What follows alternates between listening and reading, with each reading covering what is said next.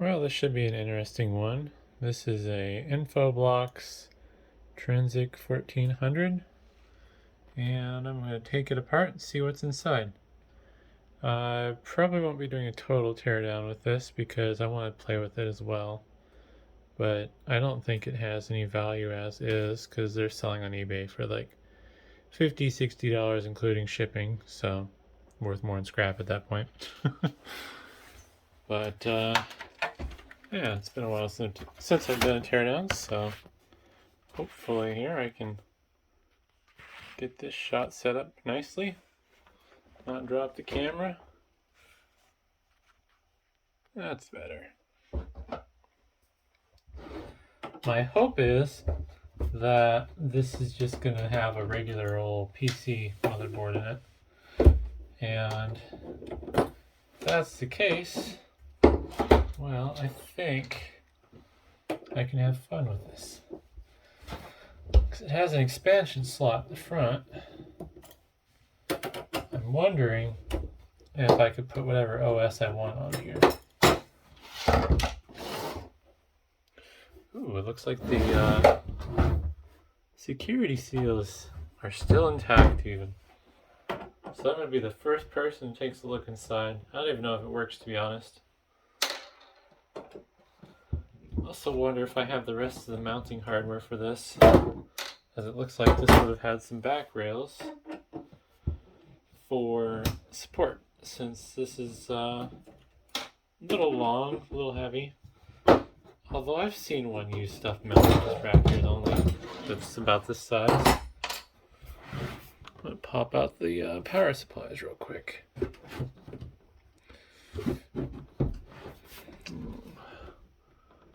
Boy, that does not want to come out very nice. Shiny. Oh, that's a bummer. Power supply, I guess. It's only configured with one. Would have been nice to have two. How many watts do we get? Oh, can't focus at 0.5. There we go. FSP group, 450 watt. Doesn't say if it's gold or bronze or anything, so it's pre that. Boy, it is shiny as. It is really shiny.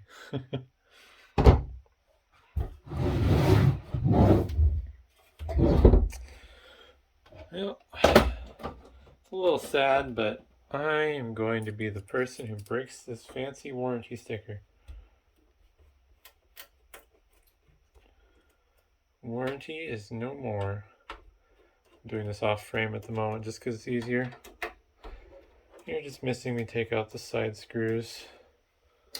And I'm going to cut the warranty seal with the razor blade. Let's see here. Oh, yeah, it's kind of a letdown that it only has one power supply installed. Having redundant power supplies would have been a good selling point for me with whatever I'm going to do with this. If it doesn't have a standard motherboard, it's going to get recycled. Also, it does look like they have two slots for hard drive mounts in the back, but the previous owner pulled the hard drive out of here, so it's a bummer. There's a blank cover. Might not require a caddy, it might just be a slide-in type of deal. The only problem is I don't have the other cover. I'm guessing the other back cover is missing is because it's part of a sled. So that's unfortunate. I have to improvise something if I want to put a hard drive back in there.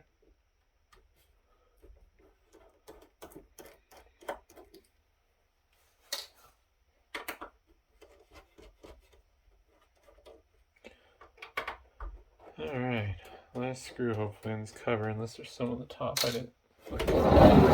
Nope. Alright, go back to 0.5 zoom. Yep, that's what I thought. Oh, it's super micro. Nice. Just your run-of-the-mill rack mount server board. Oh, internal VGA. see what kind of memory you're using. Hopefully it's DDR3. Oh, wow. It's DDR3 and it's registered DDR3. This is nicer than I thought it'd be. So it's configured with 16 gigabytes of RAM. Oh. Wow, they really cut a lot of corners on this. Or not, they left stuff out, is what I'm trying to say, I guess. I only have one SATA cable running to this hard drive bay. I'm missing the riser. I was really hoping there would be a riser here because there's a front expansion slot. But my guess is I will not be repurposing this. I don't think this is going to be something worth repurposing, to be honest.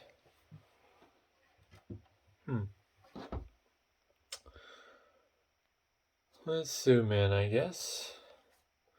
Just thinking to myself.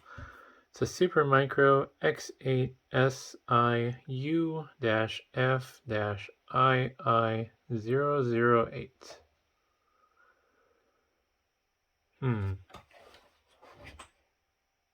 So it has an IPMI port. Then there's 4 apparently network cards, adapters, and a console port. Kind of wonder what this will do since the original software is missing. Still thinking this might be worth trying to sell as a repurposed unit. It depends if these are network ports, which they should be. Yeah, they have the little controller chips for each port.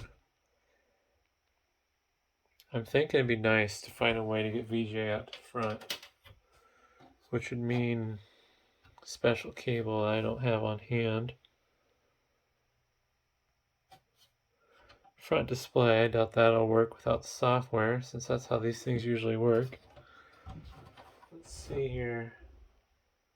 Looks like we got some front indicator lights.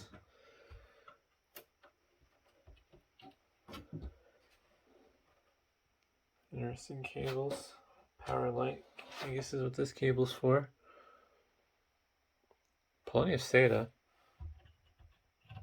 6 SATA ports. PCI Express X4.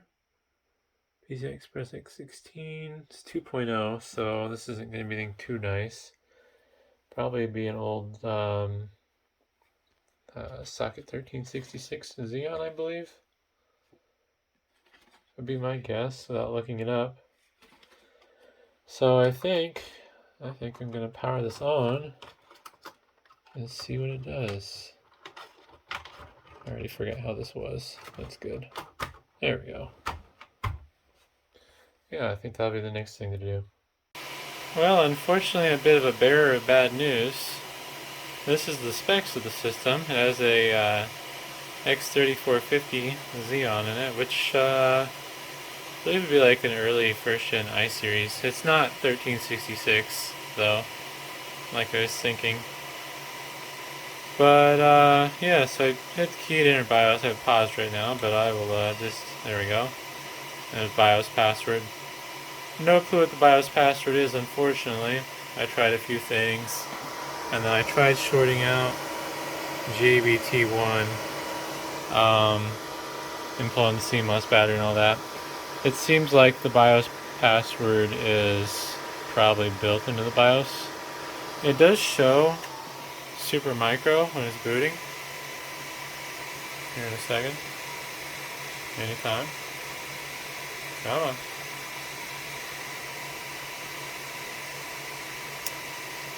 Well, it was booting.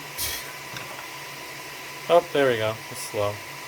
Yeah, it's showing the Supermicro branding, but part of me wonders if maybe it has a custom BIOS to prevent people like me from doing weird stuff with the board. Because it does have a little Infoblox only sticker on there, whatever that's about. Also, it is quite loud. I was right, the onboard VGA works, so that was nice. I don't really know what else to do with this though, because, I mean, kind of useless. Don't have the drive with their software on it. Don't have the licensing for their software. The chassis is nothing special. Doesn't really have a proper I/O shield, so I can't put like a custom build motherboard in here if I wanted to. And I don't have the riser needed to use these front expansion slots. So basically this is just e-waste. Would have been cool to sell it as for somebody who wanted to make like a PFSense box out of it, or maybe really basic home lab use, but there's just there's no value here other than parts at this point. But yeah, either way, kind of disappointing, but hopefully that was interesting, and thanks for watching.